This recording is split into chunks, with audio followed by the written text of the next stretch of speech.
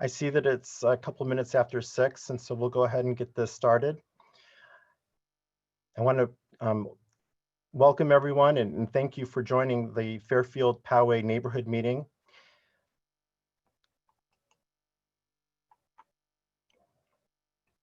The purpose of the meeting tonight is to introduce the project to the community and allow residents and business owners to provide feedback to the applicant prior to scheduling the project for a future city council hearing. You can see on the screen the agenda for tonight. We'll start off with an introduction. We'll go over some Zoom rules, and then the meat of the meeting will be a presentation from the project applicant. And then we'll have a period for questions and feedback from the community.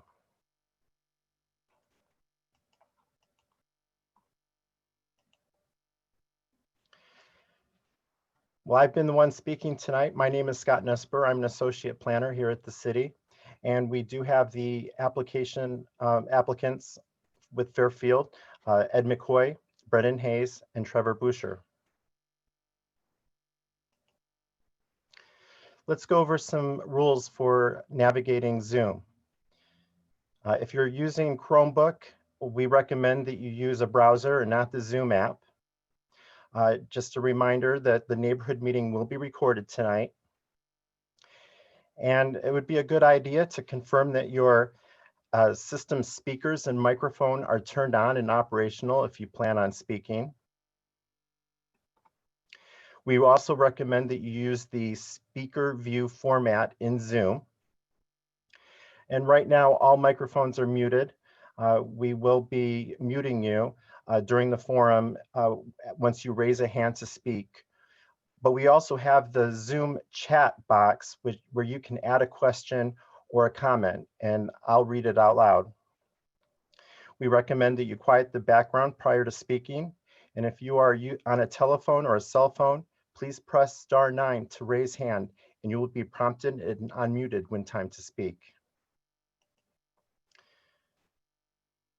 So I just have a couple screenshots of the chat and raise hand boxes. So if you want to raise a hand, click on the participants button and then raise hand. Once you do that, you'll see a box like this on the right-hand side. And to use the chat, click the chat button and type the message in a box that will pop up. That's in the lower right-hand corner.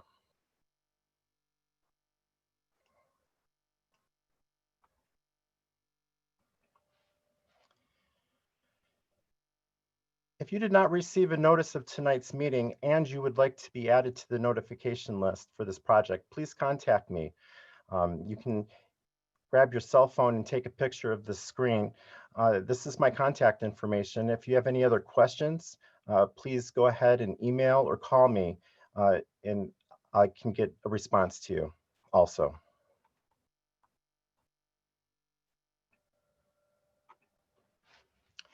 With that, we'll go ahead and start the presentation from Fairfield. Thanks, Scott. Should I hit the share screen? Correct. Hit the share screen and go ahead and start your presentation. Can you see it okay, Scott, the presentation? Scott, can you see it? I do not see your presentation, Ed. Okay.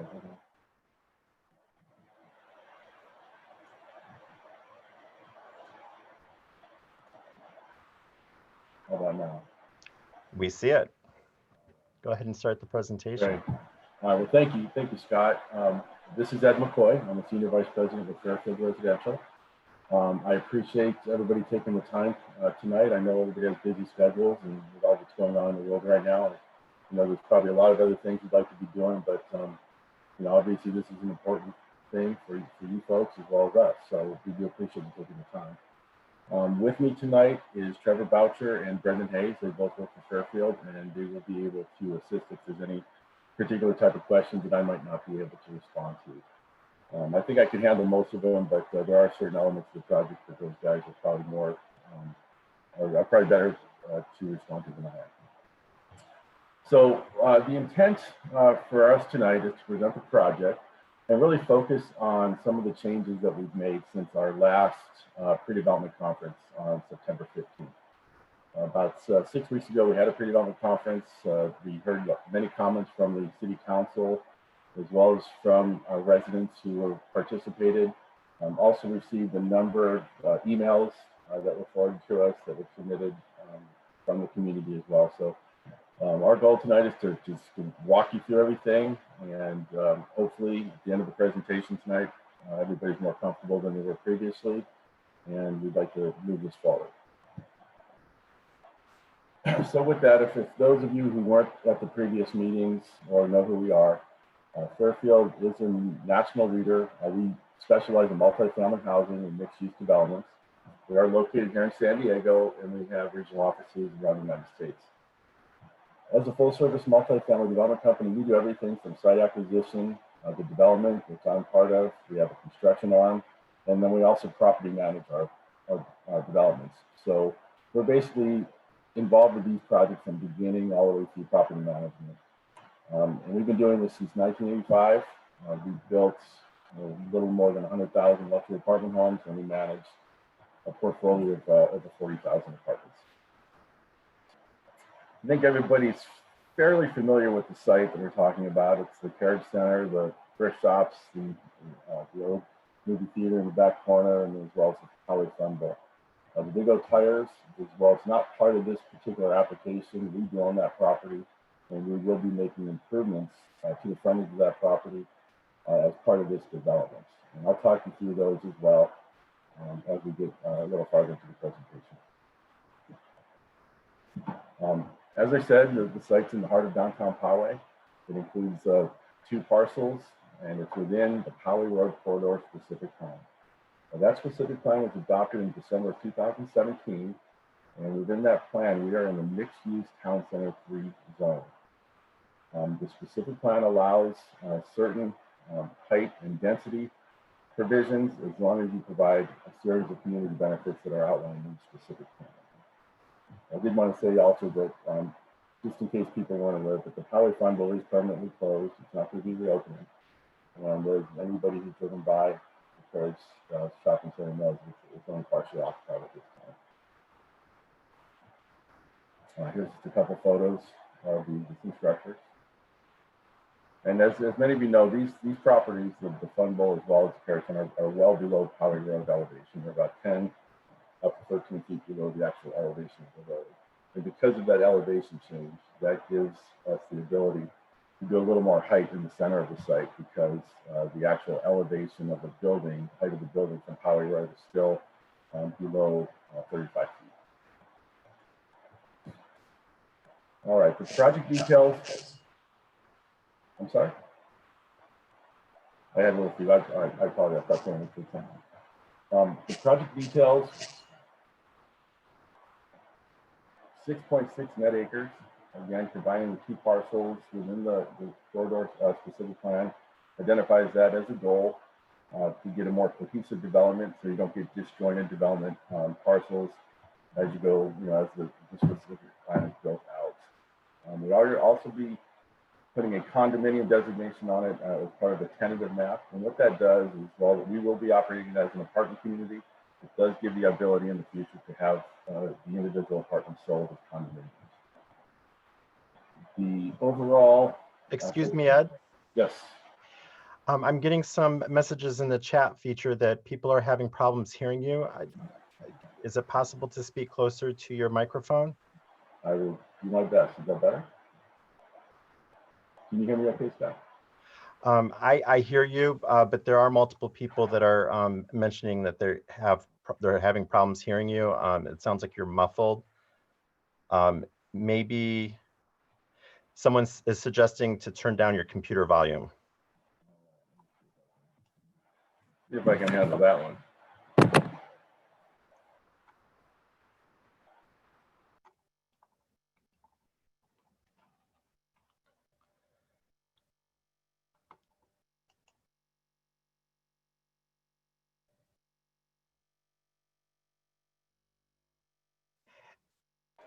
Is that any better? let's go with it. Okay, I apologize, folks. Well, as I was saying, the specific plan allows, basically directs as much as possible to combine existing parcels. And we're doing that, again, to get a more cohesive development opportunity along the corridor. Right now, we're at 212 market rate apartment homes. We have approximately 11,364 square feet of retail and 9,555 square feet of public plaza. As it relates to the project that we presented in September, we have reduced the total number of apartments by 8, so we're at 220. We've increased the square footage of the retail by about 20%, and then the public plaza also grew significantly. The buildings are 1 to 4 stories, with the 4-story buildings located in the center of the site, which I'll show you shortly here. Additionally, what we've done on the back of the 4 stories, because of the comments that we've heard from the neighborhood behind, we did step them down to 3 stories. So anything facing the southern property line is now 3 stories. All ground level uses along Poway Road are commercial. We will have a small portion for the leasing office. Based on the revisions that we made, we believe the project is fully compliant with the Poway Road Specific Plan. At this point, we're asking for no waivers, variances, or other special permits.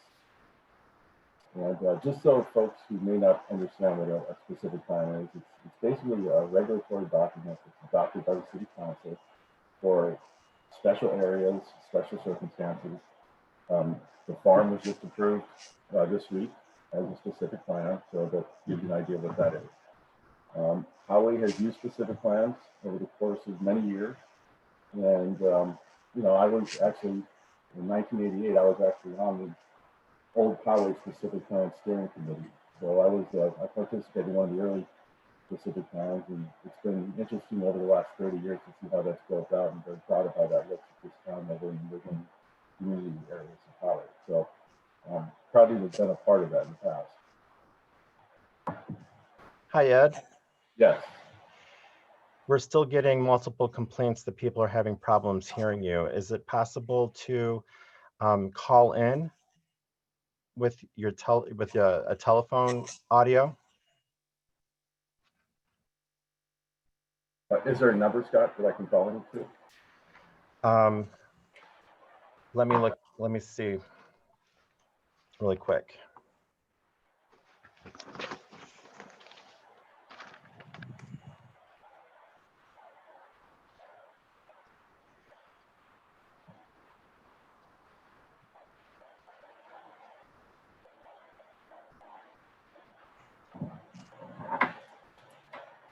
I think that in order to do that, you would need to turn off your the audio associate that you have now, and then call in. I do have a number. Okay, what's that number, Scott? It is 877-853-5247. 5247? Okay. Your website.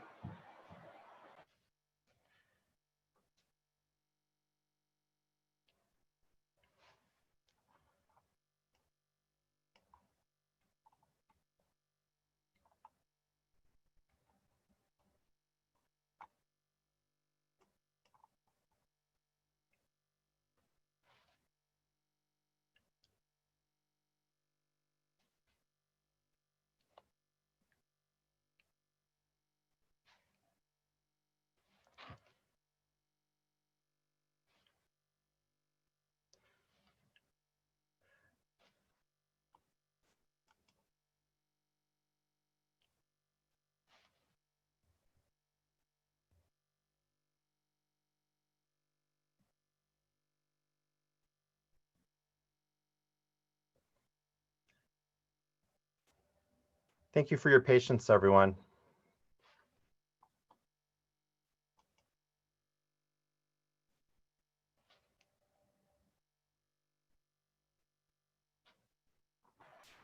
Scott, can you hear me? I hear you. It's asking me for a meeting ID. Okay, that is 930-7012. 8480. Let me know if you need me to repeat that. I got it. Thank you.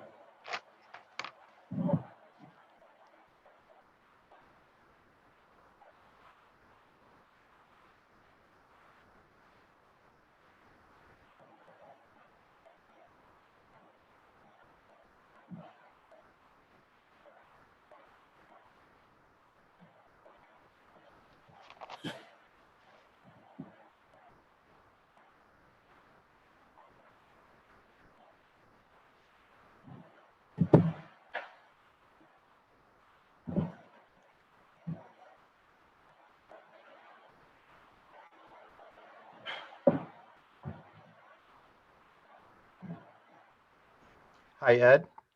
Yes, Are you on your phone now? I'm trying, but it said that meeting ID does not exist.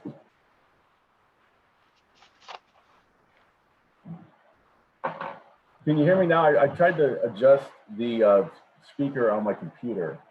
Is this better?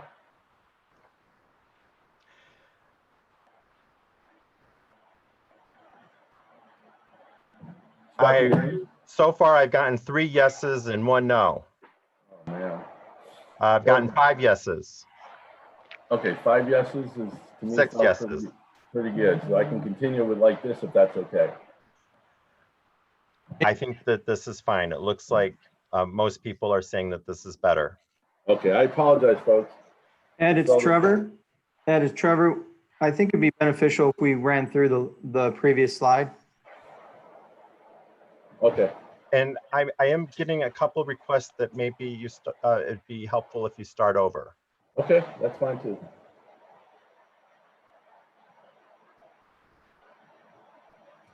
All right, folks, again, I apologize for the technical difficulties.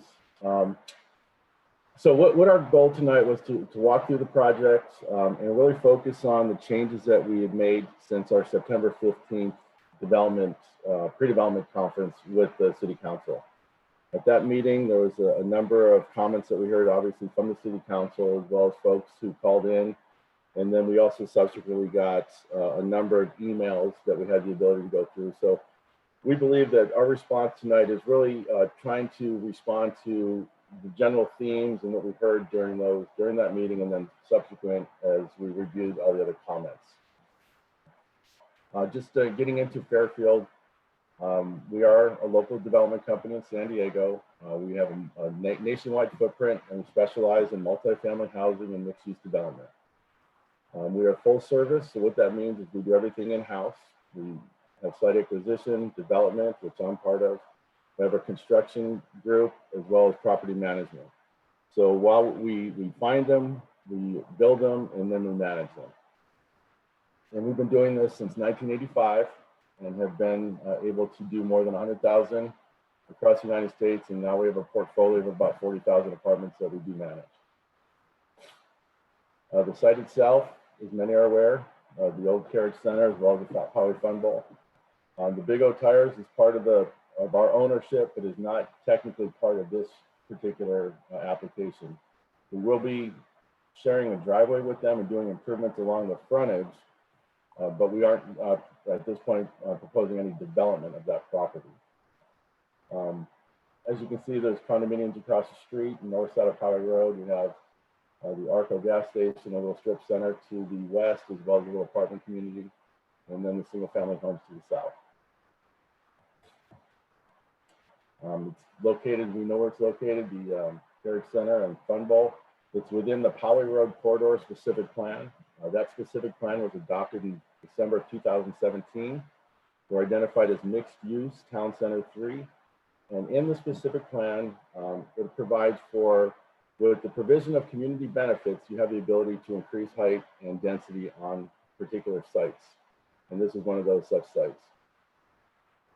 And as I said previously, that folks may not have heard, the Fun Bowl is permanently closed, and anybody who's driven by the center knows that it's only partially occupied at this point. Here's the existing buildings.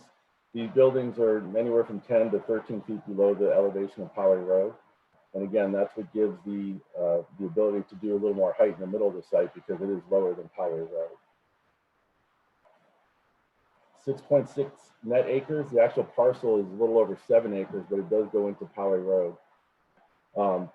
The idea in the specific plan is to consolidate parcels to have a more cohesive development. That's what we're doing. We are going to be putting a condominium map on the property, which allows for, while we will be leasing it and operating it as an apartment community, it does allow for the future sale of individual apartments as condominiums if so desired. The 212, we have now 212 market rate apartments. We previously had 220. We're now over 11,300 square feet of retail, which we were less, I think we were slightly less than 10,000 last time, or just around that neighborhood. And we have 9,955 square feet of public plaza. And I'll show these on plan here shortly. The buildings are 1 to 4 stories. 4 stories are located in the center of the site below Poway Road. And what we've done also is we've stepped down the back of the 4-story building so that now only 3 stories will be facing the single family homes. So all the buildings now that are facing the southern property line are no more than 3 stories and setback of at least 75 feet. All of our uses along Poway Road on the ground level are commercial. We will have a small leasing office up there as part of the commercial space, but all of the ground is activated for commercial. And the project, in our mind, is now fully compliant with the Poway Road Corridor Specific Plan. We're not asking for any waivers, variances, or other special permits. And this was, what I want to say, the specific plan is, again, a regulatory document that's adopted by the City Council. The specific plan goes through a tremendous amount of public input and just basically a lot of outreach. As you probably, everybody saw, the farm was just approved. That is a specific plan that went through a tremendous amount of public outreach. And the specific plan for the corridor, Poway Road corridor, is no different. During the 3-year period, there were 4 city council workshops, 2 community-wide workshops, 18 advisory committee meetings, and a digital community outreach that identified reaching out to more than 48,000 people.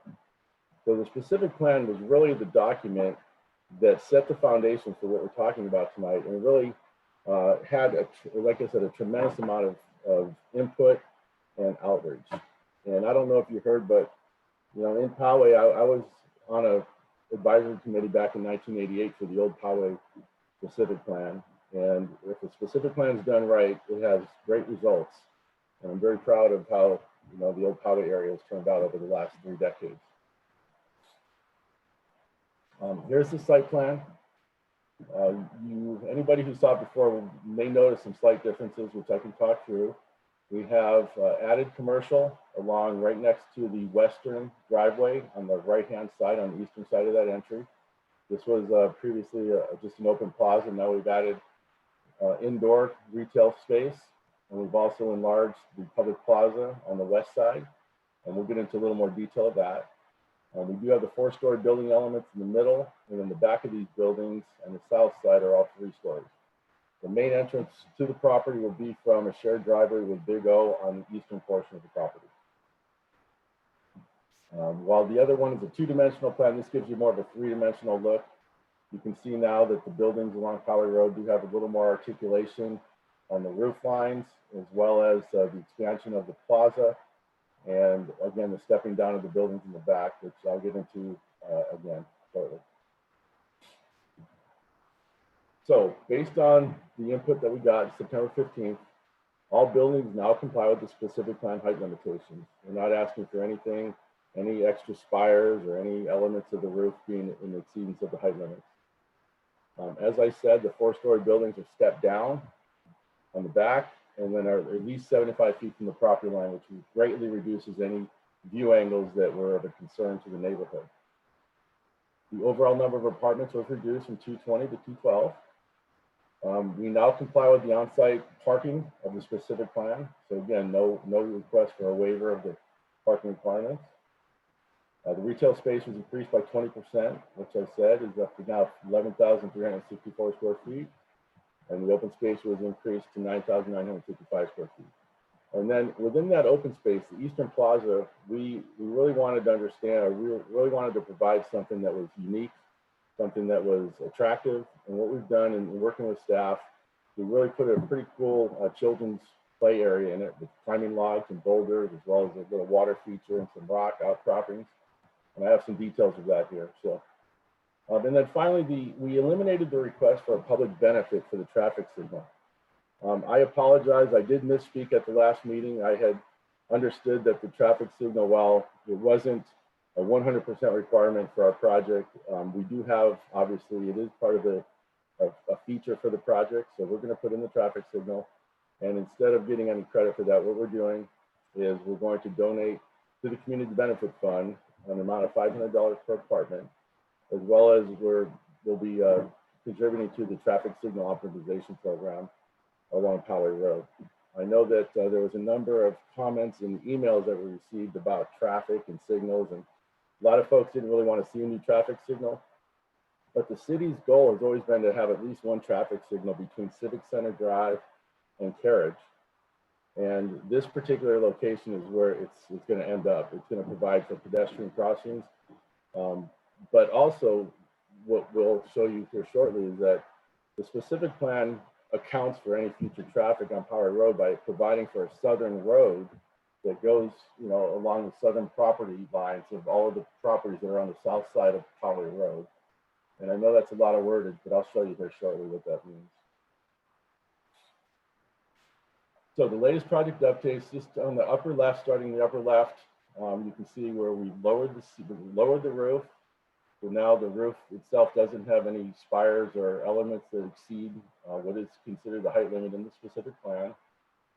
Moving to the right, you can see the little play area that we've added with the boulders and climbing logs and a nice outdoor seating. We've increased the retail in the middle where the purple is, right next to the entry to the project. Going down and around the reduction of apartment homes, we've lost 8 units by reducing where those blue spots, those blue areas are in the building. Those have all been reduced now to 3-story.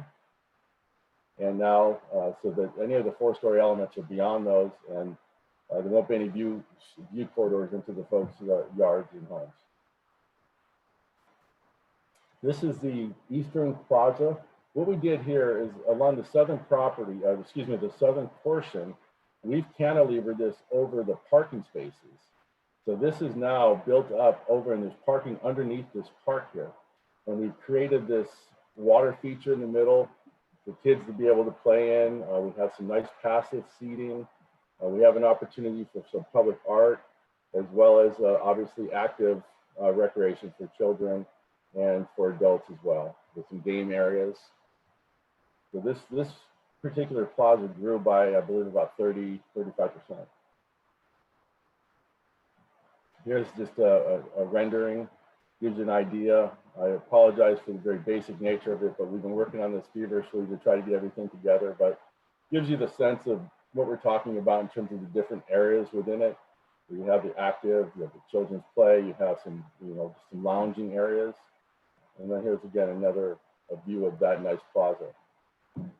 We look at this kind of like an oasis or a retreat from Poway Road, where you can step off, go into a more quiet, serene location, maybe go to one of the restaurants in the building next door. But at any rate, just enjoy the day and enjoy the family, and enjoy the Poway sunshine. We added the retail. This is the end of the building where we added the retail location. So, and then we had this tower element on top of the building. We still wanted to keep it, so that it created a nice framing, if you will, for the entrance there. So we put it in the back part of the retail, so that when you are coming into the property, it'll be bookended on both sides of this driveway. Here's a better look at how we step down the buildings along the back. So the 4-story buildings now, you can see, have the 3-story elements. And again, these are at least 75 feet off the property line. We also have the stepping of the retaining walls in the back, as well as landscaping, and we'll have some trees. So again, the intent is to really create a nice buffer between the single-family homes and this more intense development on Poway Road. Here's an exhibit that just shows the sight lines. As you can see, someone standing in the 3rd floor balcony or in a 3rd floor unit there won't be able to see into people's backyards. And the trees themselves will block most of the view, but we do have a wall as well. In terms of parking, the project now has 382 parking spaces. They're broken out here by garage, open spaces, and whatnot. But the important thing to understand is that the total that's required by the specific plan is 373. So while we have 9 more spaces than required, we do have to account for the possibility that 6 spaces may be lost when the internal street is actually connected along the east and west of the property. So even with the loss of the 6 units, we would still exceed the parking required by the specific plan. Okay, so one thing that we also looked at, based on some comments we received from talking to some of the community folks, was there was some comments about the architecture just being too plain. I think one of the comments is actually the green awnings almost look like a 7-Eleven. And, you know, we took that to heart. And what we wanted to do was look at an alternative architectural design while the building form is still the same, but it creates just a different look. And what we looked at doing was this. This incorporates additional materials. We have color variation now. So the 1 stories, you know, while they're part of the same building, they are different color, they have different material, and it creates more of a, you know, just more of a breaking of the elevation point. Here's another exhibit that shows more of an up-close view. Again, the materiality has changed, and I think, I would hope that most people would agree, but we really like the direction of this, and we want to move forward with something like this rather than the more plain look that we had previously. Here's another view of the building that shows, you know, the original, again, very, you know, monotone color. We understand that it was just the architectural style that we were going for. We were looking to emulate the city hall and the library, but again, based on the comments we heard that we agreed with as well, we wanted to go in and just change it out a little bit to make it look more rich, more inviting, and just more interesting, frankly.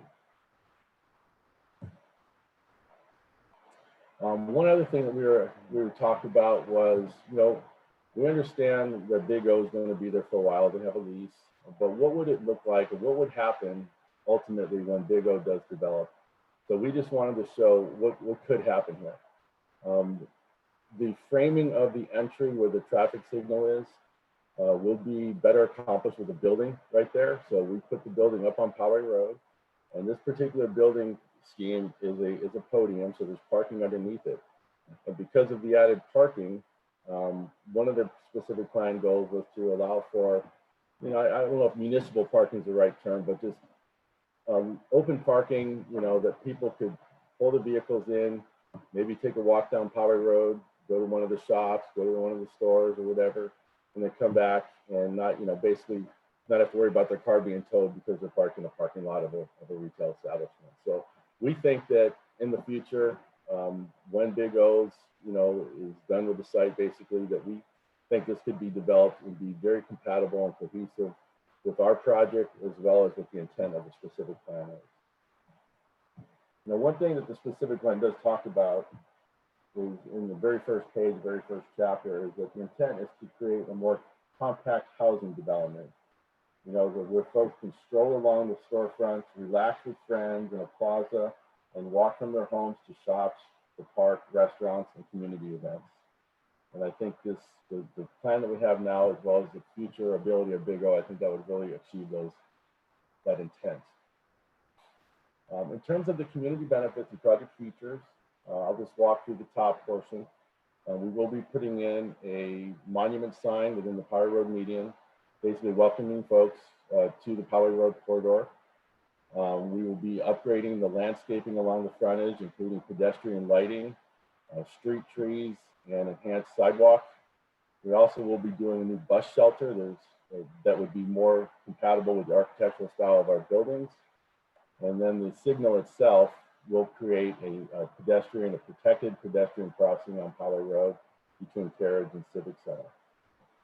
In terms of the right-of-way enhancements, obviously I've talked about those, but the other public benefit would be, again, the contribution to the signal optimization, as well as the $500 per unit to the city's community benefits fund to facilitate further improvements along the Poway Road corridor. The public open space, again, we've talked about, it has grown significantly. And then along the south, this orange road is what we're talking about. This is a future road, a future public road that would connect basically over from the Civic Center area over to Carriage. And in doing that, the idea in the specific plan was to get vehicles off of Poway Road and onto this alternative. Again, just to make sure that the traffic is flowing on Poway, but also to give opportunities to go, multiple opportunities to traverse through the town. Other design elements is we have the public pedestrian access through and around the site. And then we are also providing multiple restaurants. I know we talked about a restaurant row last time and we got a little bit of heat for it, which it was probably warranted. But the specific plan does say that if you provide 2 or more restaurants, it is considered a public benefit. So we are definitely providing 2 within this development that we think with the outdoor seating are going to be just exceptional opportunities, especially as we move out of this whole COVID situation. I can foresee folks wanting to be eating outside a lot more than probably they did in the past. Just to summarize these, we believe that we're going to be providing a critical housing mass in this location. And what that means is that we're going to be providing residents to support the existing and future retail opportunities on Poway Road. But we're also going to be providing housing, quality housing, for the many employers in Poway. Poway is fortunate to have some very large employers that do need housing. We all know that California is in a housing crisis and Poway is no different. So we believe that by adding housing here, consistent with the specific plan, that it's going to be a real benefit to the city. The amount of retail is important as well. You put too much retail, 2 things happen. It's empty, or you basically have to poach the retail from other sites, and then that creates issues with them. So the amount of retail we're putting in, we believe is appropriate in terms of size and function, and we do believe that it's going to be very successful. This is smart development. There's nothing smarter in the development world in terms of green building than converting old dilapidated property into new, usable, contributing land, and housing and retail do just that. The city will benefit, obviously, from increased property taxes. It'll be upwards of about $900,000 annually increase, as well as we'll be paying for school fees, sewer capacity, stormwater, all of the impact fees in the tune of almost $4 million. We will be implementing transportation van management measures, which include charging stations for cars. We will have in-unit bike storage, and often what we do is we do provide bus passes for our residents upon their first lease, just to give them an opportunity to try the public system. And then finally, again, the traffic signal that we're putting in and the signal optimization, as well as the $500 per unit payment for the Community Benefit Fund, we believe is again an additional project feature that does benefit not only the project but the city as a whole. These are just examples of some of our recent developments that we've completed. Again, we try to create a very high-end residential living environment. We provide for good on-site amenities, clubhouse, fitness center, and we say it's the Fairfield experience, and we believe strongly that we provide a great quality product, and I hope that everybody would recognize that as well. And then here's some other examples of some of our outdoor amenities with tot lots, dog parks, pools. We will have elements of all of these in this particular development. And we just, again, I think it's going to be just an outstanding opportunity for folks to really experience, high quality living in Poway. With that really concludes my presentation. I am available, as well as Trevor and Brendan, to answer any questions. And I look forward to hearing from you folks. Thank you.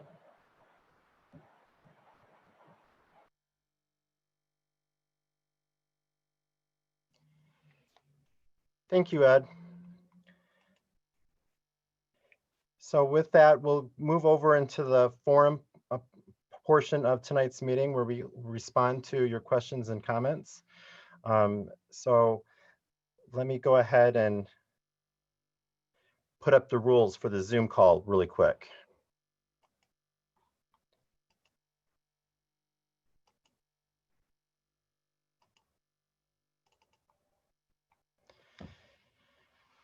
So there have been some new people who have joined in. So we're asking that you raise your hand or use the chat function to ask your question or comment. Remember to quiet your background prior to speaking. And if you are on a telephone or cell phone, please press *9 to raise your hand, and you'll be prompted and unmuted when time to speak.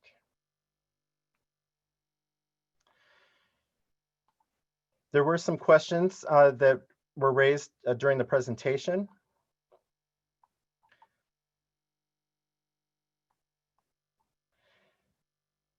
For one question was the Hertz building. That's not part of the presentation. That's not part of the proposal.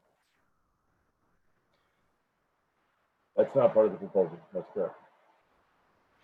There was some questions about other Fairfield projects in San Diego. There were some residents who were interested in maybe looking at them. Absolutely. I love that. Scott, we can send you a list. We have one recently completed, well, in the last couple of years in La Mesa called SETA. We have Sky and Vista. We're also under construction right now on Marina Boulevard. So what I can do, Scott, is send a list to you with addresses, and then you can even put that on the website if you'd like. Thank you. Is that real grass or AstroTurf in the little park?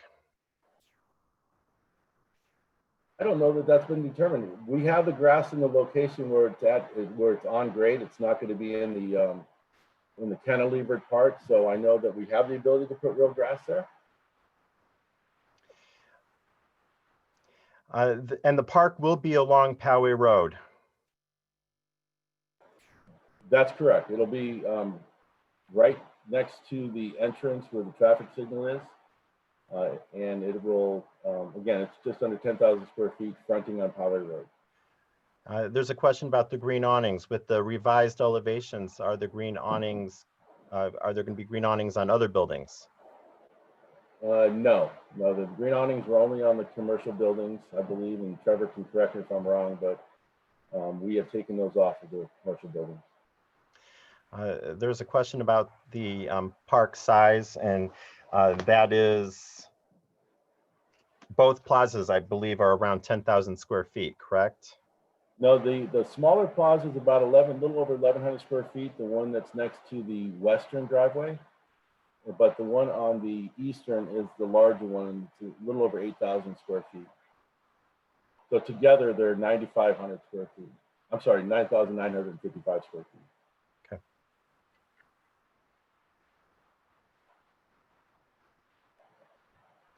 And I just want to confirm that that park is a second story above the parking.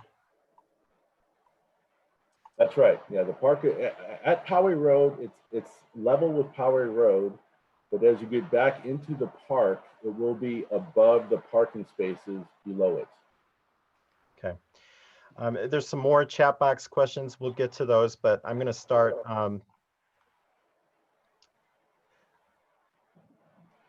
Carla, you have a question for us. Yes. Can you hear me? We can hear you. Okay, good. I have a couple comments, and I definitely have a question about the road. I'm very appreciative that the buildings that I live right in Eileen Street, so those buildings were going to look right down into my house. Very happy to see that the buildings are stepped down to 3 stories. I do want to look at the paperwork to see what the new sight lines look like now, but tonight was the first time I've heard anything about a cut-through road through that parking lot in the back. And that, I mean, all my red flags went up when I heard that, because to me, that means traffic any hour of the day or night cutting through from Carriage to, I forget the name of the street over there by the park. And if the purpose of that is to get traffic off of Poway Road, and then if it works, it means those of us who live along Eileen Street are going to be hearing traffic going through there all the time. And that, am I right in that this is the first time we've heard about that road? Is that true? And that really concerns me, I have to say. I don't know how you, Well, yeah, Thanks. I'd like to hear your yeah, thoughts on it. thanks, Carla. Scott, I guess I would defer to you on the road because Sure. obviously that's a city requirement. The interior corridor street is really meant to be something that allows people to go from parcel to parcel in the town center district. There are, and this is a future road as the parcels become developed. It's really meant to kind of assist the flow of people within the developments and to allow additional access to the park so that they don't need to go up to Poway Road over to get to Community Park, that they can drive from their development and go to maybe the new development that's going to be on the Hertz site, and then also go over to the library or to the community park. It's really not meant to take traffic off of Poway Road as a cut through. It's meant to take traffic off of Poway Road for the people that are already on the parcel, and it's really meant to help with internal circulation between the parcels and community park in the community center area. Okay, but there's nothing to prevent people from finding out about that and using it as a cut through because they don't want to be having to deal with the lights and things on Poway Road, right? Once it's there.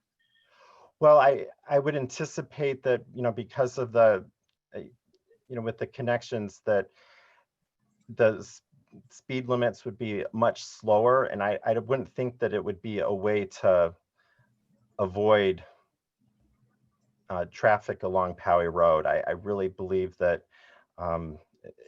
it wouldn't be used as that, but I really can't confirm that. Okay. Okay. And does it actually dump out on Carriage, or does it dump out in the parking, the western side of the parking lot? Sure. And right now it's just an easement okay. just west of the Fairfield site is an existing apartment building. And, right now we don't have the ability to make that connection because it's already developed as this apartment building. So Okay. this is Okay. down the road if that site were ever to become developed. Okay. Redeveloped, So, rather, I okay. should say. Okay. All right. Well, thank you. Thanks for Thank explaining you. that. So it's a future thing, and Right. okay. Mhm. And it's meant for internal circulation within the parcels that are in the town center. It's not really meant to take traffic off of Poway Road in the sense that people are going, or it's not meant to be a bypass. Okay. It's really meant for internal circulation within the town center area. Am I allowed to ask one more question before I mute, or should I not hog the time? Well, It's about parking. yeah, why don't you answer the question? Maybe your question will be the same as Okay. someone else's. Okay. It's just it's a thought about, in today's world, the reality is with the cost of apartments and the economy and everything else, everybody who rents an apartment rents with other people. I mean, that's not everybody, obviously, but you just don't see single person. And I understand that the new parking allowance meets the city plan, but at 1.8 cars per unit, and I believe that also includes the parking needed for the restaurant, for the retail space, it feels like it's going to be built already with an inadequate amount of parking. And as we all know, there's nowhere for those people who need, if you drive by any apartment complex on Oak Knoll or Carriage, you can see what's happened with the explosion of people can't park in their complexes anymore. And so they're filling up the neighborhoods at night because they don't have anywhere to go. And with this new development, they can't park on Poway Road. They can't park at the library. They can't park at the park overnight. I feel like it's being built with an inadequate amount of parking from the get-go. It's very concerning to me, and I'll give up the floor now. Thank you for letting me ask my questions. Scott, if I might just address that real quick, and I do understand the concern. One thing to consider though, in those older apartment communities that we're looking at, a lot of those have a higher number of 2 and 3 bedroom apartments. This particular property is primarily 1 and 2 bedrooms. So in looking at parking ratios for our typical communities that we build, we try to get to about 1.1 per bedroom. And this particular property is above that number right now. So having built 100,000 apartment homes, we feel very comfortable based on the unit mix of this property that parking will be adequate. And frankly, if it's not, we're the ones who are going to suffer because there's really no other place to park. Nobody is going to go park into the Eileen Street neighborhood and then walk all the way around just to park the vehicle at night. It's just not going to happen. So they just won't rent from us. It'll be our own problem. And that's why, again, I say that we feel very comfortable with that ratio. Thank you, Ed.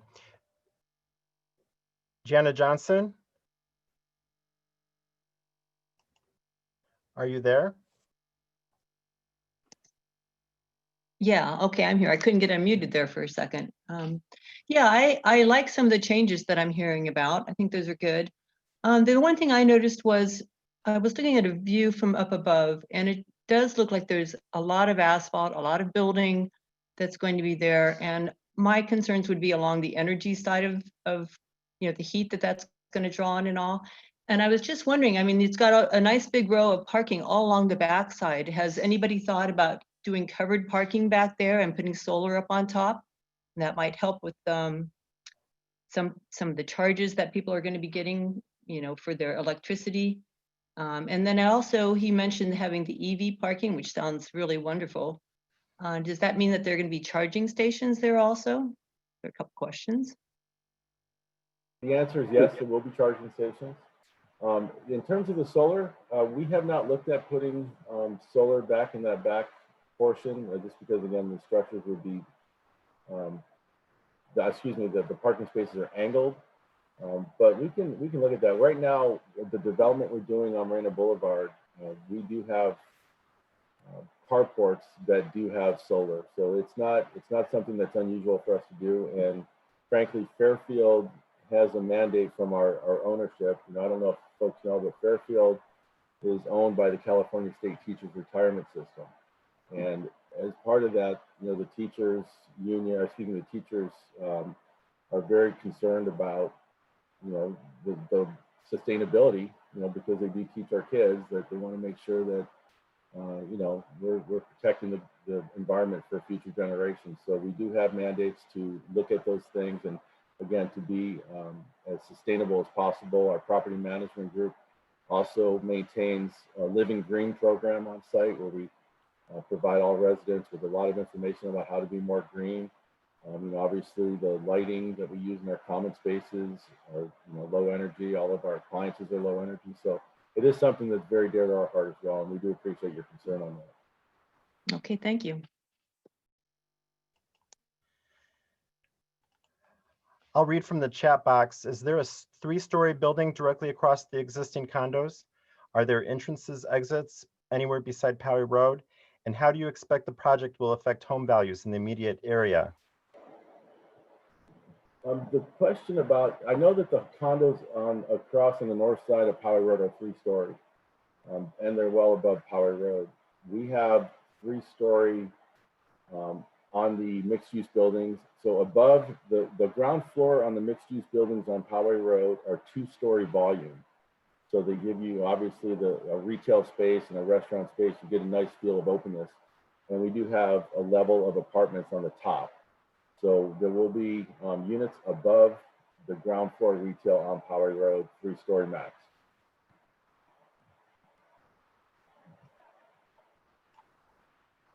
Hi, I'm a D4 resident. I have a couple concerns. One is the park not being part of community park, and I understand that you are limited based on your location with the next or previous developer. I don't see a lot of lush landscaping like I would like to see.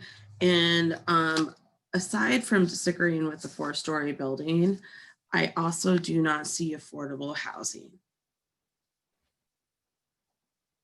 So in terms of the landscape, I think the intent for the park is to keep it as open as possible, you know, to give an opportunity for some actual active use. If you put in too much landscaping, I know it sounds counterintuitive, if you put in too much landscaping, it's not as usable. But again, these are conceptual plans that we can certainly work with staff on to make sure that, you know, the amount of landscaping and trees and whatnot is appropriate. In terms of affordable housing, you know, it is our intent to comply with the city's affordable housing requirements by paying the in-lieu fee.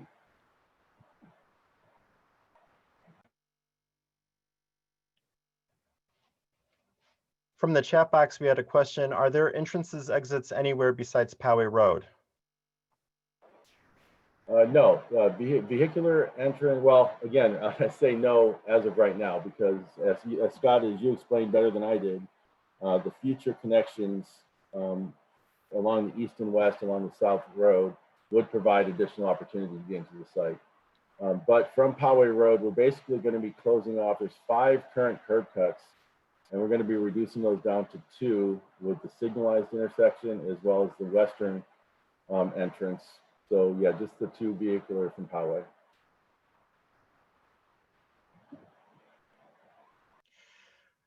Rusty, you had a question or comment?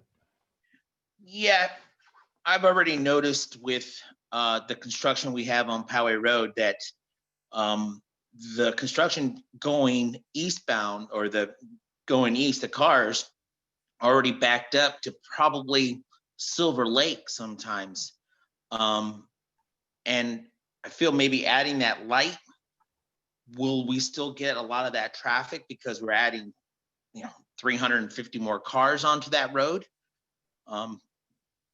Is it, well, it seems like it's going to get worse. I mean, it's already bad as it is with the construction. I can't imagine just adding another 300 cars, people going in and out, and another light there. It's just going to be a lot more traffic. I mean, traffic's always been bad on Poway Road, but I think just adding that to that little section will make it worse. Yeah, you know, it's a little, you know, again, it's a little counterintuitive when you think about how putting in a signal may help the flow. But in talking to our traffic consultants, you know, the traffic signal optimization program that the city is going to institute, we're being told will alleviate, you know, it won't alleviate traffic, but it will make the flow much better. It will make the flow much better along the corridor, so that, you know, delay times would be reduced. And I think the city's traffic group as well would agree with that. But I won't speak for them.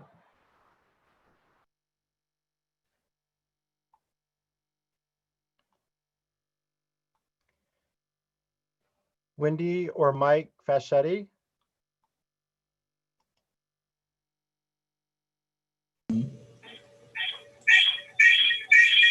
Hi guys, hi Scott, hi Ed. Hi, Mike. It sounds like you've, thank you. There we go. All right, we're good. Here, hold on a sec, guys. I had to get rid of my phone. All right, I'm back. Hey, you know what? Everybody's main concerns about the traffic and about the parking are just, they're spot on across the board. The actual parking is just going to be a nightmare. And you know what Carla said about the parking at, you guys have it figured out at 1.1 per unit, and her number at 1.75 per unit is just about right. And if you're at full capacity on the apartments and you're full capacity on both restaurants, and just say we'll give restaurants at 80 seats a piece at 160, say they're packed, and we do a half a car per person, so that's 80 parking spots. Well, if you're at and we'll give you the benefit of the doubt at 1.5 parking spots per unit, you're going to be at 400 parking spots needed, and that's without guests. So you're going to be about 50 parking short at least. You know, those are major concerns. Our major concern on Eileen Road is the height of the buildings. And Ed, the dimensions and the site factors that you guys have given on the plans is off dramatically. I measured out of course, the bowling alley sits right behind our house, and you guys have the apartment set back at 77 feet, and you're going to be roughly about 45 feet high. I measured it back on the bowling alley at 77 feet, and the bowling alley is 18 feet high. Now imagine this, the bowling alley is 18 feet high. I can see my pool from that site. You guys are at 45 feet, and you're going to be able to see everything. It doesn't matter. I get it that you're trying to, chop down a couple of buildings, or chop the building down a little bit so there's no direct sight into the backyards. But guys, let me tell you something. Kaylin was over here, and I showed her all the dimensions, and she was shocked. You can see in our backyard from 25 feet sitting back 90 feet. So it's kind of depressing knowing that we're going to lose total privacy, not to mention have 300 parking spots in our backyard with all the noise, not to mention you're going to have 300 deciduous trees melting all over our pool. Now, if we were going to sell our house in a year or two, or whenever it may be, I had a real estate appraiser come over to the house and appraise the house as it sits right now. He didn't know a thing about anything, right? And then I told him about the project that was going in, and he said, you're going to lose $100 grand because of the privacy issue, because these windows are going to be able to look in our backyard. You guys have to reanalyze this whole situation, because we're going to lose $100,000 per house. That's 15 houses on the north side of Eileen Street. That's 1.5 million. That doesn't even include the people across the street from me.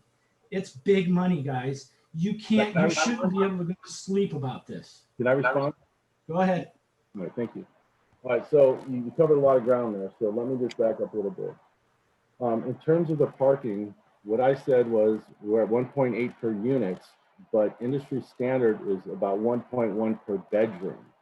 So every two bedroom unit would have about 2.2 spaces. 3 bedrooms would have 3.3 spaces. So I didn't say 1.1 per unit, it's 1.1 per bedroom. In terms of the traffic, you have to understand the Poway Road Specific Plan had an environmental impact report. The Poway Road Specific Plan, to my understanding, actually reduced the overall number of units that were permitted in that area. And it determined that with the traffic signal optimization programs and the improvements that are being done over time on Poway Road, that the traffic situation was not at a level of significance that required, further mitigation. In terms of the bowling alley itself, the bowling alley building right now is only about 20 feet or so from the property line. It's not 70 feet. It's about 20 feet from the property line. And we actually flew a drone up to the height that we're talking about, and we could not see in your backyard. And I know your backyard because you do have a pool there. So I would like to say that if you'd like, I can meet you out there and we can do it together, just so that the facts are on the table. In terms of property values, I would say that I personally would much rather live next to a high quality mixed use housing development than a attractive nuisance that's there now. You have a bowling alley and you have a Carriage Center that, unsavory things do occur on those properties. We don't own them. So, once we do, obviously we'll be fixing that. But studies have shown, and I can provide this to staff as well, that property values do not drop next to high quality multifamily developments. It's been determined over time and with a lot of study that that's not the case. I know that you would think it is, just because it's apartments versus single family homes, but the amount of investment that goes into building these and the high quality property management that we do ensures that this is going to be a well-maintained, high quality development for a long, long time. And frankly, we vet the residents of these much better than you vet any of your neighbors. And all I'm saying to that is that we have the ability to ensure But everybody who lives in our community, you know, has been vetted, his income qualifies, there's no felonies. But, you know, single family neighbors don't necessarily have that same ability. So I just want to put all that on the table because, I mean, you made a lot of comments that frankly, I just don't agree with. And if you'd like to meet out there, we can go out and look at it together. We're bringing the tape measures and we'll figure it out.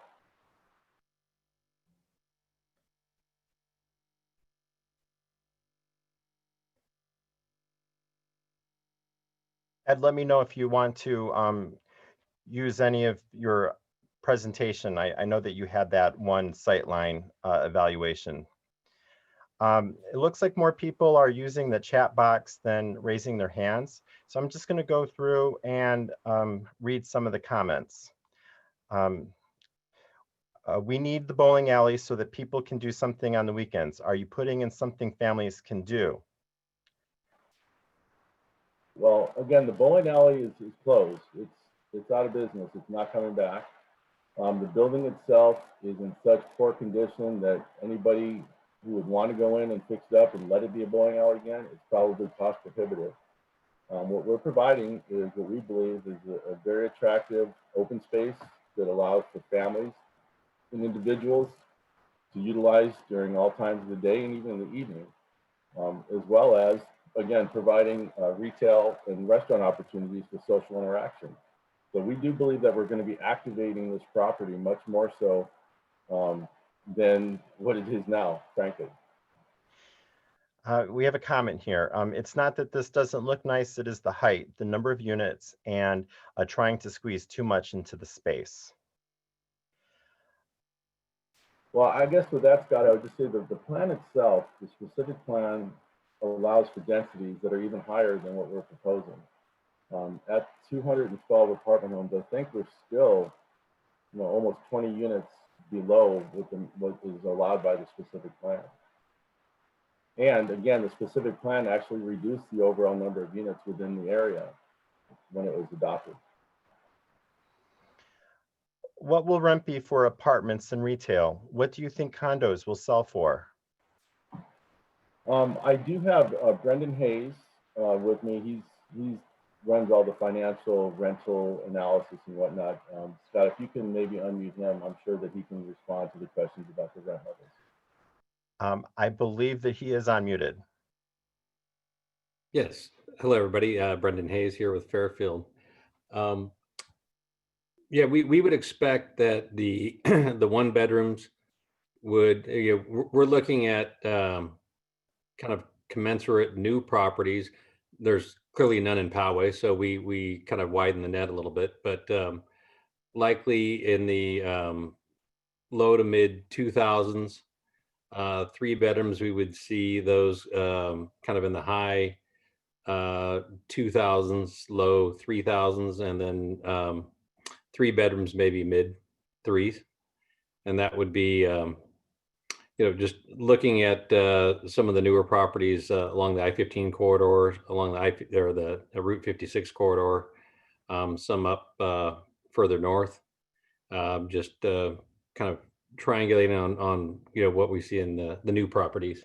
There won't be there's no intent to sell these individually right now, so I think there's a sales price question there that, you know, currently there's not an intent to sell them individually right now. And then as to the retail, as Ed mentioned, we are setting it up for 2 restaurants. You know, I've already had some interest, and we will pursue getting those locked down once the you know, with an approval, it'd be something that we can start to look at. I think that answered the question. Thank you, Brendan. Pete?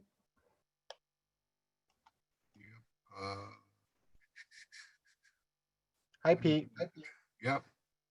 Am I on the air here? You are. What's your Okay. comment or question?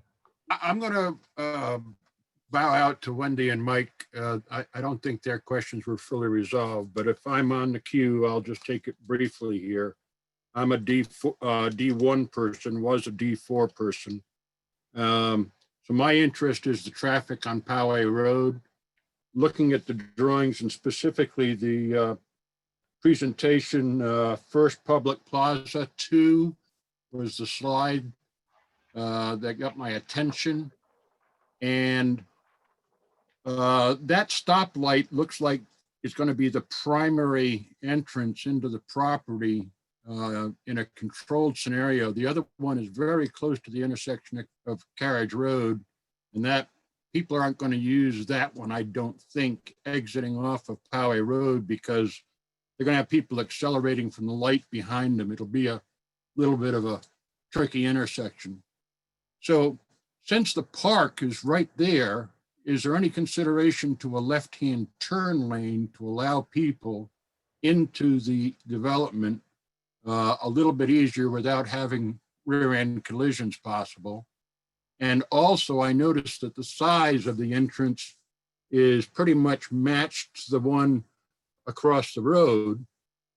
And that was primarily a driveway entrance, and it's a little on the narrow side. Is there any consideration to making the entrance wider to allow for trucks to make a left-hand turn without difficulty into the development? And I will lower my hand. Hey, thanks for the comments, Pete. I think if I understand the question correctly, the left turn at the traffic signal into our development was the question, in terms of the width, or was it, I apologize, was it for the Carriage Heights entrance? I guess regardless, we'll have to comply with what the city standard is for traffic intersections.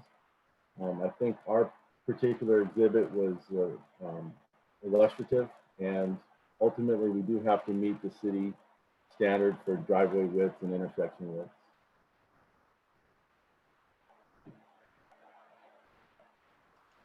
And the left turn lane itself, again, will have to comply with the city standard.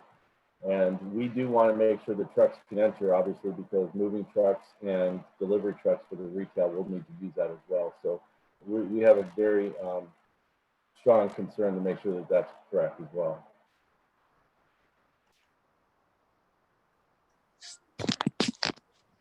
Kathy? Hi, Or I am unmuted.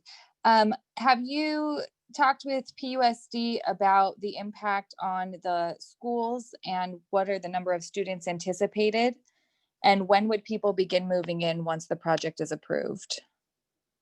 All right, so in terms of talking to the districts, we have not had any personal conversations with them, because the way that it works in California specifically is districts they charge on a square foot per unit basis, and it's based on the level 1, level 2, level 3 that they can charge. Right now, the Poway Unified School District is charging the standard rate, which means that they don't have they don't have extensive facility needs, or our project would cause them to have any extensive facility needs. Now, in terms of student generation rates, again, because we have built so many of these high quality developments where we have primarily 1 and 2 bedroom apartments, the actual statistic is about 5% of the residents would be school age children. So, and typically the average, based on a 1 and 2 bedroom strong mix of apartments, the average unit will have 1.75 people. So you take that, and I can just do the quick math here. So 212 times 1 point.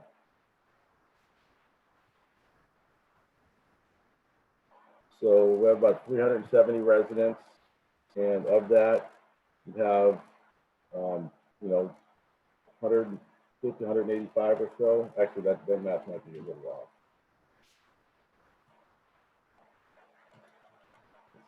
Okay, so yeah, we have about 19 students, and that would be over the 12 grades. So again, these types of developments don't generate a lot of children. Children typically would go into primarily 3 and 4 bedroom type communities, as well as single family homes.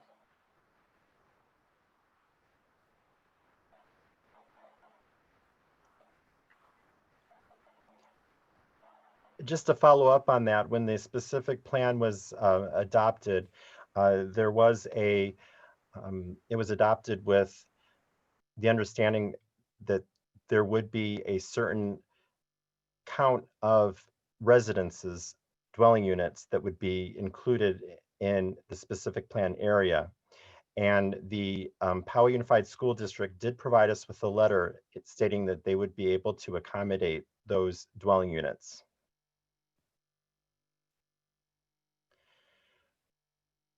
Christina? Hi. So I just wanted to say that I do appreciate the time that, Fairfield has taken to talk to the community. And I don't want to just bag on them the entire time, but I've lived in Poway my entire life. I live in Carriage Heights. And, some of the proposals that I've seen really focus on, again, squeezing too much into a small space, too many residents, not enough parking spaces. There's a lot of traffic that's going to come out of that. And then, I get what they're trying to do with this, public space, but the park almost seems sort of half-assed. I'm sorry for my language. And I just would like to see a little bit more thought and intention going into this plan, as if you were somebody that lived in Poway in this area. The residents have all sorts of, we have concerns because we live here, and Poway is special because it is the city in the country. And I feel like a lot of what I'm seeing in this development is more city than it is country. And, I do think it is nice looking. There's nothing wrong with how nice it looks, but it just doesn't really speak to the heart of what makes Poway special. Yeah, and I hear what you're saying, and I guess what I would say, first of all, I don't know if folks heard me when I was talking earlier, but I grew up in Poway. I lived on Powers Road. My mom bowled that bowling alley. I was on the 1988 Old Poway Specific Plan steering committee. So my heart is in Poway. But you got to understand, the city over the course of 2014 to 2017 prepared the specific plan. I have seen some of the chatter here about how we're hiding behind the specific plan and using it as as the justification. Well, it is because the city spent a lot of time and effort on doing that specific plan, and the intent was to create a more compact urban node on Poway Road.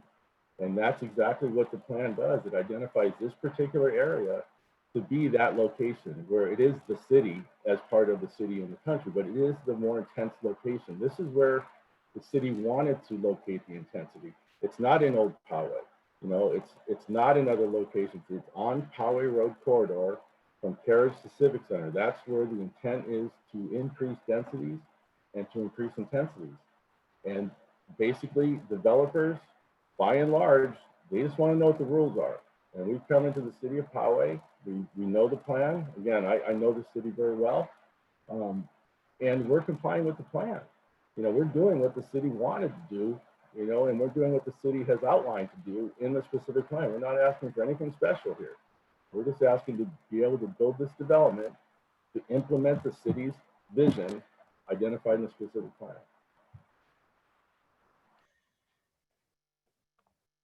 Will this cause Poway Road to open another lane?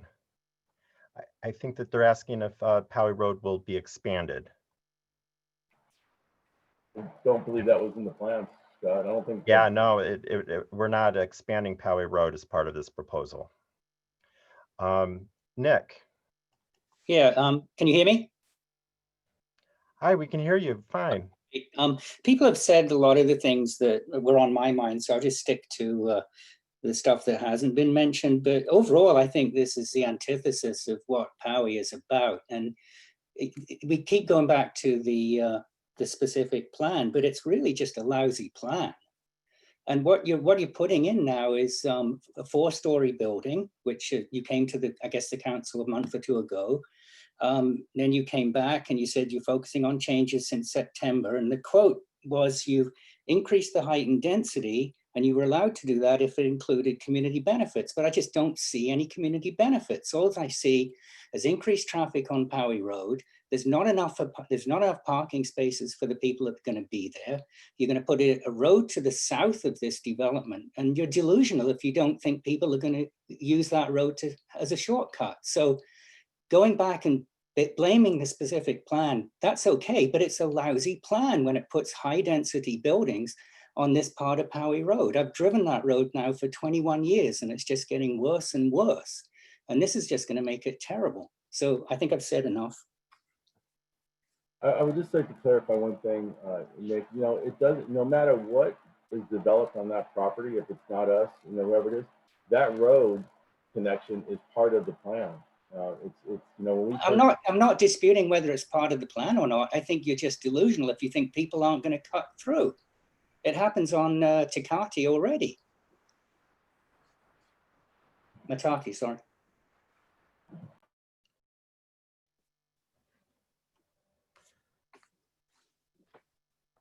Well, I'll just mention that there are some turns that are going to be part of that internal street, and it will be lined with parked vehicles. So I believe that the speeds that it will be along that interior street corridor will be similar to what you would find in a parking lot. Right, but okay, it's going to be lined with parked vehicles because there's not enough parking space in the development as proposed. You know, it's very difficult, and I understand because, you know, I live and breathe this stuff every day, but parking is one of those issues that, you know, it's very personal and subjective. All I can say, guys, is that, you know, this is not our first development. We know that the parking that we're proposing is going to be adequate. And again, you have to look at the unit mix. You have to look at, you know, just the ability to not park in the surrounding neighborhoods and streets.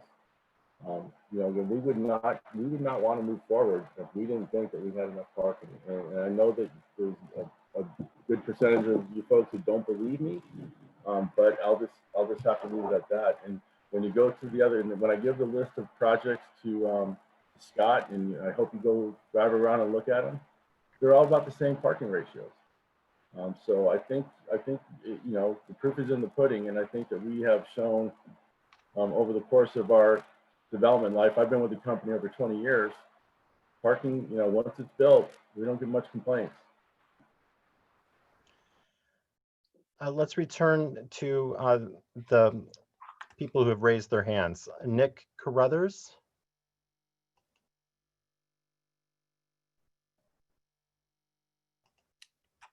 I just spoke. Yeah, oh, that was Nick. Okay. Yeah, thanks. Thank you for your comment. Thank you. Tony.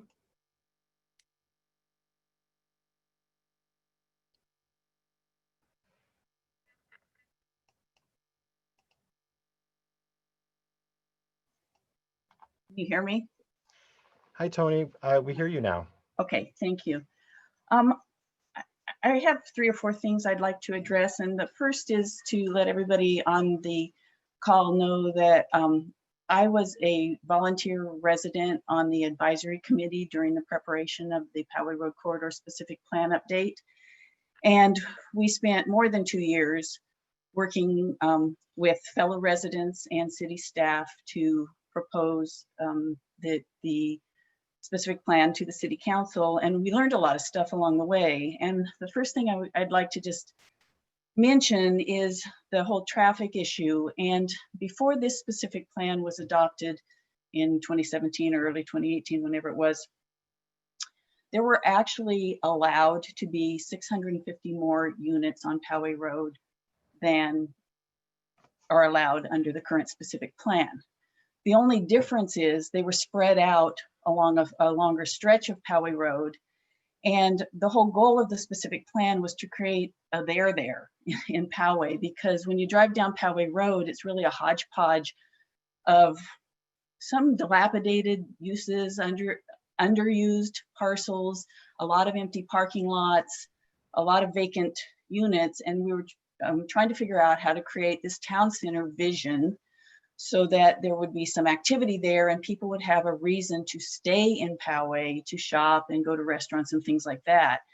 And, you know, what I see in Poway is a lot of people going over to Carmel Mountain Ranch because it's more modern, there's more offerings, or going over to Forest Ranch because it's got better restaurants or something like that. And so we're trying to create, not at that scale and at that intensity, but some reason for people to stay in Poway. So the whole idea of the specific plan was to concentrate the development in the town center, the development of housing and housing serving or resident serving commercial in the town center, and then put other kinds of uses on other parts of Poway Road. The other part of that is that the reason that none of those underutilized and dilapidated parcels ever redevelop on Poway Road prior to this specific plan is because no developer could make it pencil out. So by being able to concentrate some of these uses into the town center, it made it more attractive for developers to come into town. It's, you know, the town center is only the area between Carriage and community. And that's where the vision for vibrancy is trying to be created, and trying to provide housing that is attainable for people that work in the business park, or, you know, our children that want to stay in Poway, or maybe some of us seniors that no longer want our single family home but want to stay in the community. So that was the whole idea around it. So the concern about traffic, I'm rambling a little, but the concern about traffic is because there's really 650 fewer housing units allowed under the current specific plan than the previous one. Poway Road can accommodate all that. It was built to accommodate the previous number of housing units. One of the really surprising things that we found when we were working on the specific plan was that over time, the traffic volumes on Poway Road have actually decreased because they've been shifting to Twin Peaks Road, because that has become the access from the business park to I-15 points in north, or to Ted Williams Parkway and 56. And so really traffic has not increased, it's actually decreased over time on Poway Road. Then the other thing, and a few people mentioned it before, is that there's a lot of curb cuts on Poway Road because of the hodgepodge nature of the development there. And every time somebody slows down to turn into or out of a driveway, it slows down other traffic. So again, the vision of the town center and Poway Road is that when these parcels come in, the city is going to require them to consolidate curb cuts. And that's what this project has done. And that should reduce the friction that slows down the traffic. And then again, you know, this developer is proposing to put some money towards better signal synchronization. So I'm not really concerned about traffic on Poway Road from this development or others that come in, because Poway Road is able to accommodate all of that. Just about the park, part of the specific plan was to try to incentivize developers to provide some community benefits. And that's what this park proposal is doing. It's a community benefit. So it's not just for the residents. And the whole idea is that, you know, somebody might go to a restaurant in this development, or maybe there's a coffee shop or an ice cream shop, and then they can wander down to the park and, you know, enjoy their ice cream or their coffee or whatever. And so it's a public amenity and not just an amenity for the residents. Let's see, what else did I want to say? I guess the only other thing, you know, about the whole parking issue is that, you know, one of the things that would be really beneficial in the town center area would be to have some municipal parking. And this is a whole idea of park once. So somebody could drive from their house to the town center, park their car, and walk up and down the several blocks to the restaurants, to the coffee shops, to the ice cream shops, to the stores, whatever, and not have to move their car every time like you do in a strip commercial. And so, you know, I do think, and I have mentioned it to Fairfield, that there's an opportunity here, and Ed did bring it up a little bit, but I don't know that, you know, whether it's even possible for the city to require commitment. But when the Big O tire site does develop, there is an opportunity there to provide some public municipal parking. And, you know, that's just an idea out there, but it might be a way to address some of the concerns about maybe not parking on site for the residents, but some of the chat has had concerns about people parking at Community Park and that kind of thing. And so I think there's an opportunity there to look at municipal parking on the Big O Tire site. I guess that's it. Thanks. Thank you, Tony. Carla?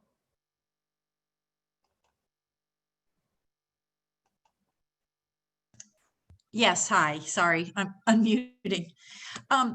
Tony, I don't mean any disrespect, but I would respectfully argue that Poway Road is not handling the traffic if you have to drive on it any time of day, but particularly the weekends. It's a nightmare, but that's neither here nor there. We all have our feelings about traffic on Poway Road, and it is getting worse. I've lived here for 30 years and there's no way it's decreased. It's just gotten, you avoid it now because you can't stand how long it takes just to go down to Stater Brothers from Eileen Street. But I guess I want to make one final comment about all this. I know there's the Poway Road Plan, and I believe I know it was well thought out, but it's got to just be thought of as it's not the Bible, it's a guideline. And every project needs to be looked at is A, does it fit within the plan? And then B, does it make sense for Poway right now, for the people who are going to be impacted by it, the people who live around it?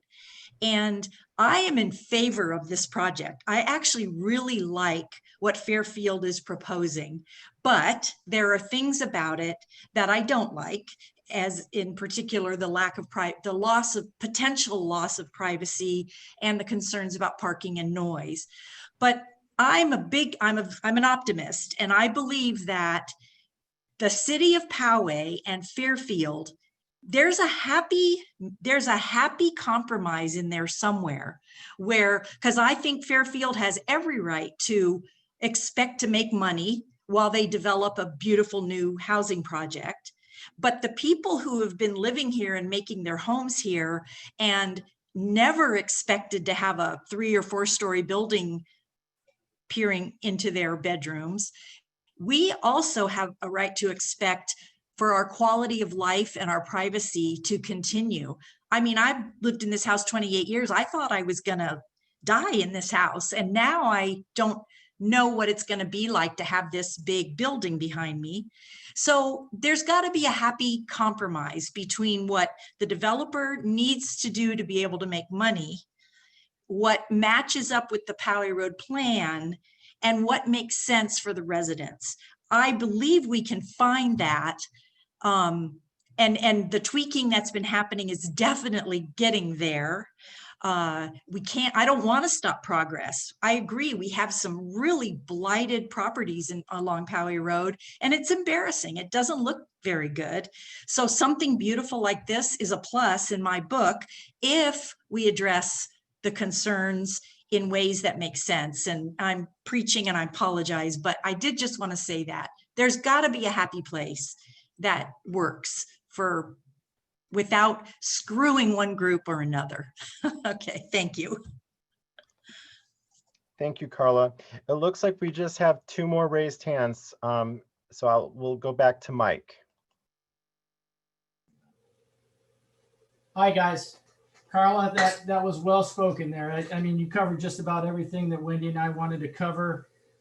Ed, on the footage from my house, I actually measured 70 feet from the fence. Actually, not 70 feet, 80 feet, and went up 20 feet. And you can still see in our backyards. That's a major concern. If this wasn't looking in our backyards, I don't think you'd be talking to us at all. I would invite you and everybody that's on this call over to my house, have a party, and actually check out the dimensions, because your drone was way off, unfortunately. And I have kids. I have 3 girls. I don't want people looking in my backyard. There's not a tree in the world that's going to stop that for some sicko looking in. Sorry, guys, but it isn't. And at the current amount of apartments that are looking in my backyard, which I'm just from the plans, I'm looking at 30. we're concerned. That's why we're on this call. We're very concerned. And if you try and sell a house with 30 people looking down in your backyard, not going to happen. You're going to lose money. We don't want to lose money. We live in Poway, and we're all about moving forward with everything. I mean, the traffic's going to be a bear. The parking, you guys parking is off a little bit, but like Carla said, let's revise the plan and see what we can do and keep the windows out of our backyards. That's all. That's what we're here on this call for. But your current plan right now is not going to work. And Ed, please come on over. I'll show you. I got marks on the buildings. I do appreciate that, and I would like to schedule that because there are things we can do, you know, with windows, with frosting of windows, with orientation of windows, moving certain windows. I think we can work with you guys. I think we can work with you and Carla and anybody else in Eileen Street. We have been out there a few times, but I think at this point, now that we are really, you know, drilling down and where the footprints of the buildings are and whatnot, I think we can work something out. So I would definitely like to schedule something with you if we could. I mean, that would be fine. We really have to look at it because, you know, I've said my piece. I don't need to say anymore. Everybody. That's fine, Mike. And I know how to get a hold of you. We'll reach out to you if you want to try to schedule something next week or so. All right, that works. Sounds good. And I did put up my email and my telephone number. So if anybody has any follow-up questions, there are a couple raised hands here. I noticed that telephone number ending in 3198. 3198.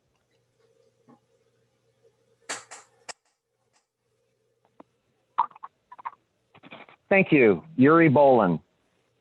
For the record, I would just like to say that I have no issues with Fairfield or any of its members. After all, you guys are developers and it is your job to build homes, businesses, and other structures. My issue, however, is with the council and the inequities of Prop FF, which do not apply, sadly, to the Poway Road Specific Plan. In response to Tony earlier, the reason why the Carriage Center Mall is empty is because the community church thrift shops were evicted prior to COVID-19. For those who might not be aware, it was 20 people, 5 council members, 4 city officials, 3 of whom no longer work for the city of Poway, and 11 ad hoc committee members, over 32,000 registered voters. Now I just have a couple of simple questions for Fairfield. Has any member of Fairfield ever donated to campaigns of Mayor Steve Voss, either for his re-election bid in 2018 or this past Tuesday's election for county supervisor? And has any member of Fairfield ever purchased tickets to Carols by Candlelight in bulk? I would love to hear the response. Thank you. This is Ed. I have not contributed to the carols. I didn't understand what that last one was. In terms of donations, I do provide donations to many council members throughout the county. And back about a year ago, I did make a small donation to Mayor Voss's supervisorial campaign. That was late last year. All right, there's 2 more raised hands, D4 resident, and then we'll follow up with Tony.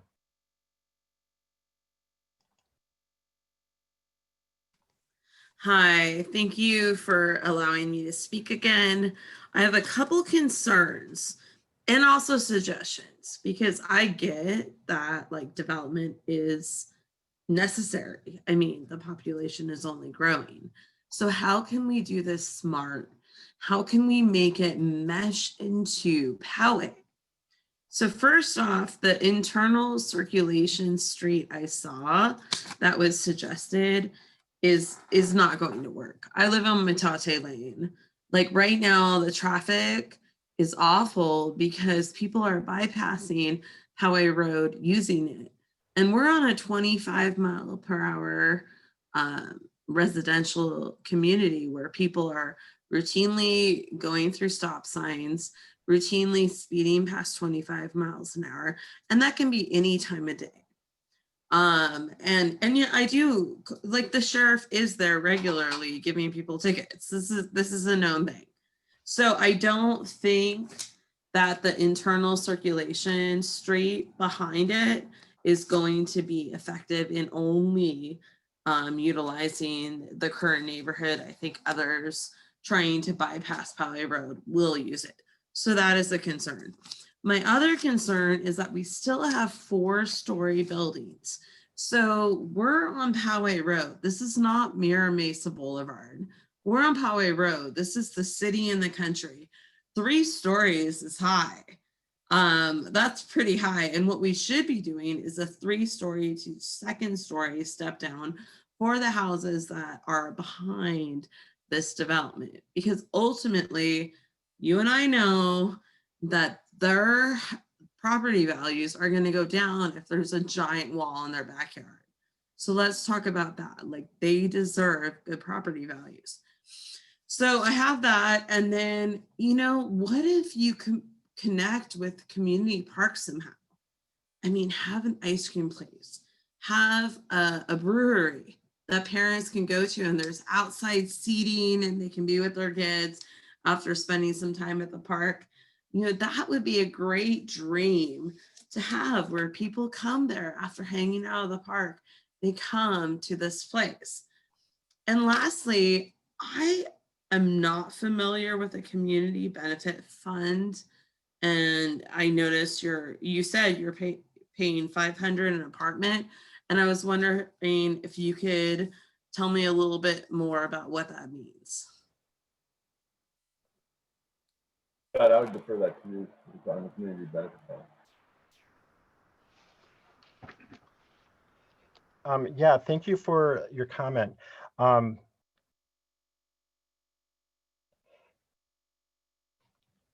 D4 resident, if you could send me an email, and anybody who would like answer to this question.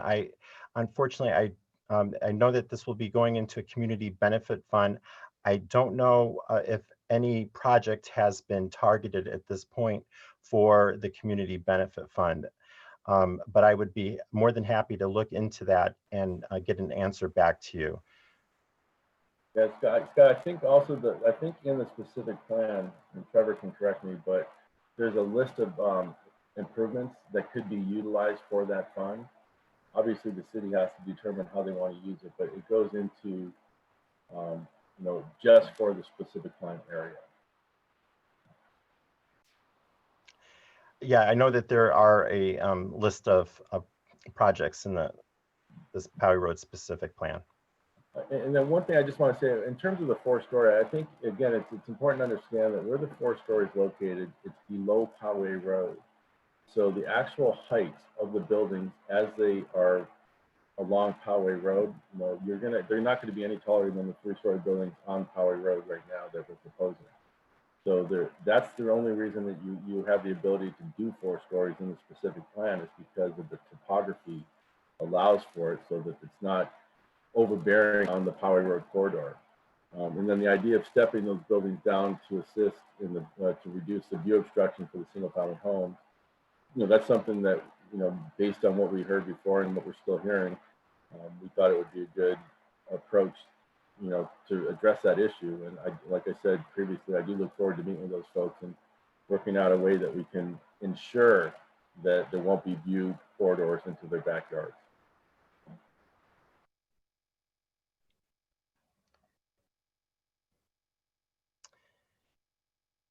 Thank you, Ed.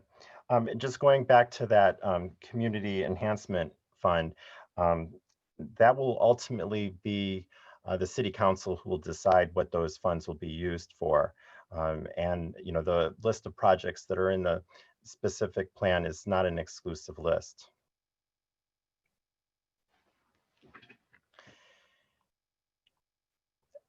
Tony?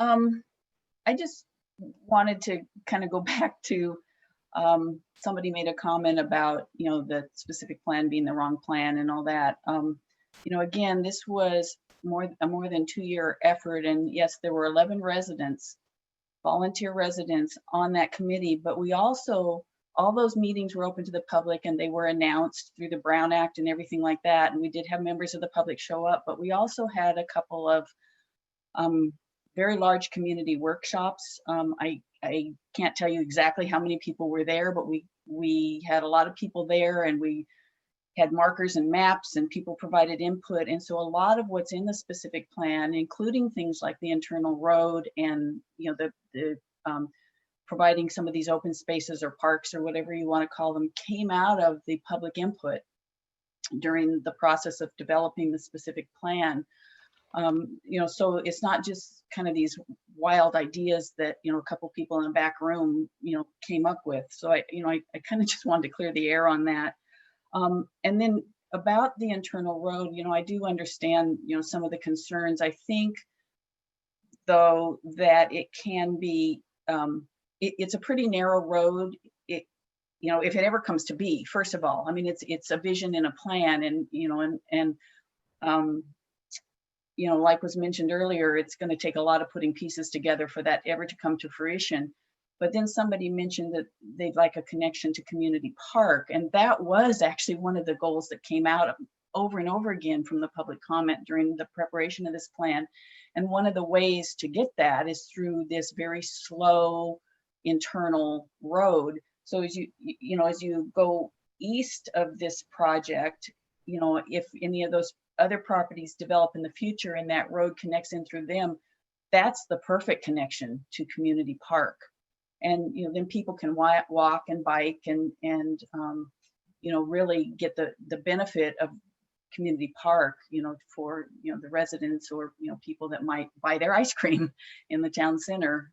So, you know, that's again kind of the vision. And, you know, unfortunately, you know, the vision gets created and then you have to implement it very piecemeal. And so it's hard to retain the idea of what that vision is. So anyway, that's all I have to say. Thank you.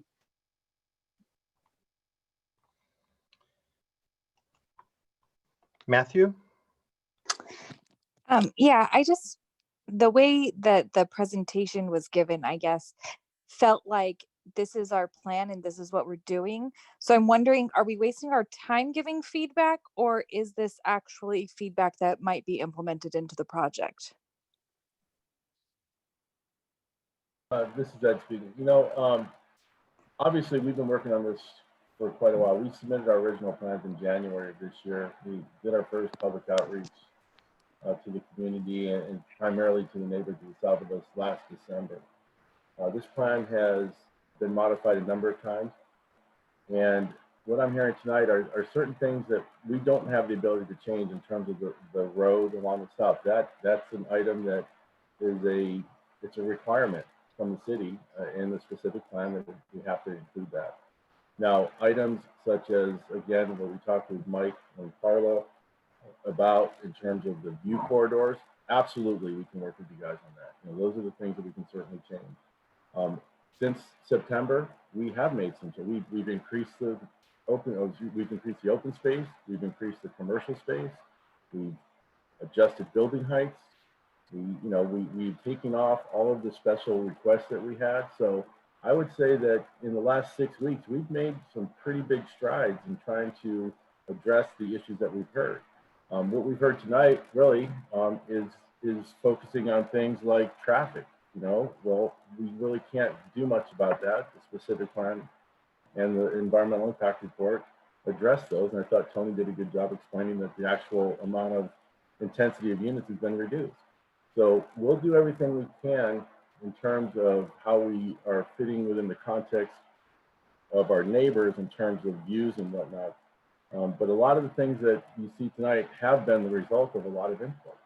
And other than, you know, getting rid of, you know, a road that we can't, or reducing traffic, which we don't really have the ability, you know, on Poway Road, or parking, which we meet the parking requirements and we're comfortable with it. You know, I think those kinds of things are pretty much part of the plan at this point. I don't want to sound like we're not changing things, because we have done a lot so far in the last 6 weeks to get to this point. And I would hope that folks can recognize that as well. Yeah, it does look like that. I think the idea would be that you would be able to decrease traffic by not having so many units. but I do know you also have decreased your units, but thank you. Thank you. Thank you. We just have one last raised hand, and it's a D4 resident again. Hi, again, I just want to say, like, I totally understand development is where we're going to be. And I just want something really awesome for this area of Poway. Part of me does not see a 4-story building as really awesome. When you first come into Poway, you're told this is the city in the country. And oftentimes, many of Northern Poway have said that Southern Poway is the city and Northern Poway is the country, which is not what I bought into when I bought here many, many years ago. So for me, seeing a 4-story building is looking at what you see when you're off of the 15, looking at Mira Mesa Boulevard. You see those huge buildings that are constantly growing.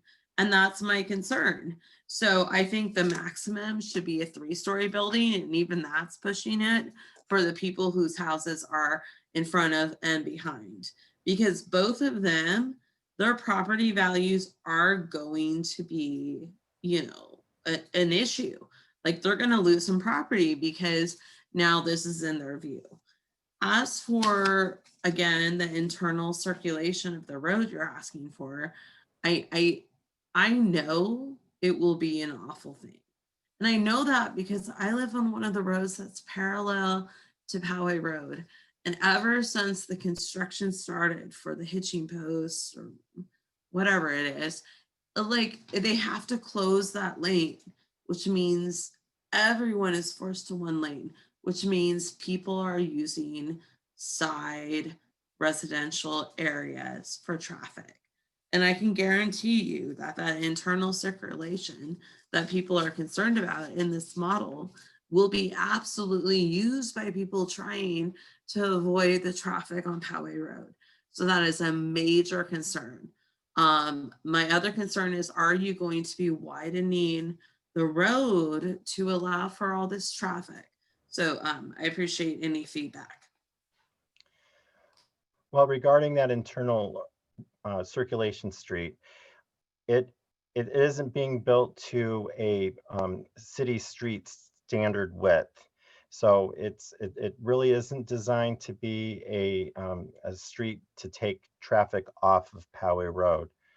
I think that it will match kind of what you would see in a parking lot drive aisle in terms of speeds and also width.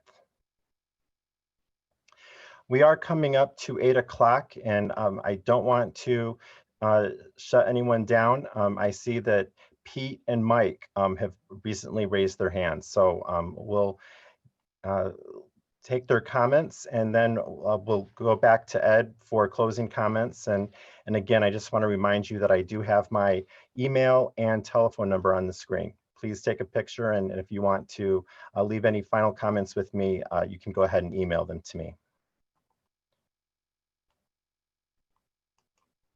Pete? Sorry, had to unmute myself. I just want to put a little bit in perspective this last week. And I know there are two totally unrelated projects.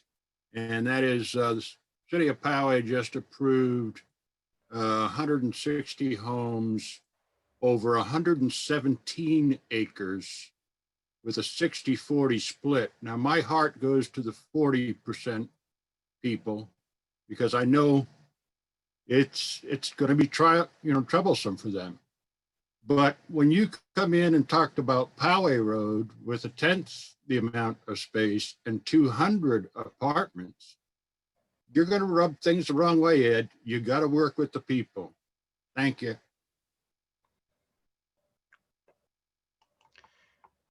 Mike? Hi, Scott. Hi, Ed again. Hey, I missed some of the beginning of the meeting.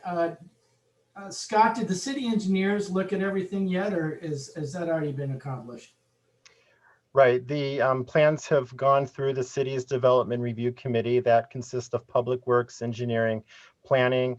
We also had members of the sheriff's department and traffic engineering. So the plans at this point have been deemed complete and meet all city standards. They did submit some auxiliary studies, including a noise study, a traffic study, a sewer study. Okay, and a question that somebody asked Ed. Are these plans pretty much set in stone? Because Ed, you really didn't answer that question directly.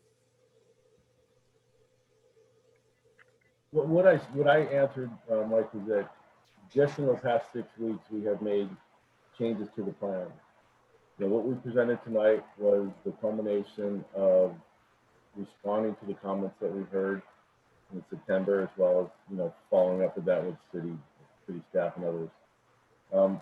In terms of the architectural style, you know, I showed tonight some alternatives that we think look a lot better than what we had originally proposed. You know, in terms of losing additional units, you know, I think we've gone down as far as we can financially do and still make this project work. We've added commercial space like we were asked to do. In terms of, again, doing modifications to either buildings or landscaping to, again, block views to help your situation, certainly on the table, certainly we can do that. But again, we believe that we have a project that complies with the codes and ordinances in place that have been developed over a period of time by the city. And it's unfortunate that I think that a lot of people may not have understood what it all meant to have a town center. But this is the area of Poway that is the city.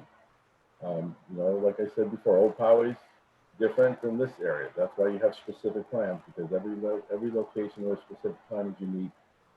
And, you know, again, we believe that we've put a very good effort forward to comply with that. You know, the 4-story building comment, again, it's 2 buildings.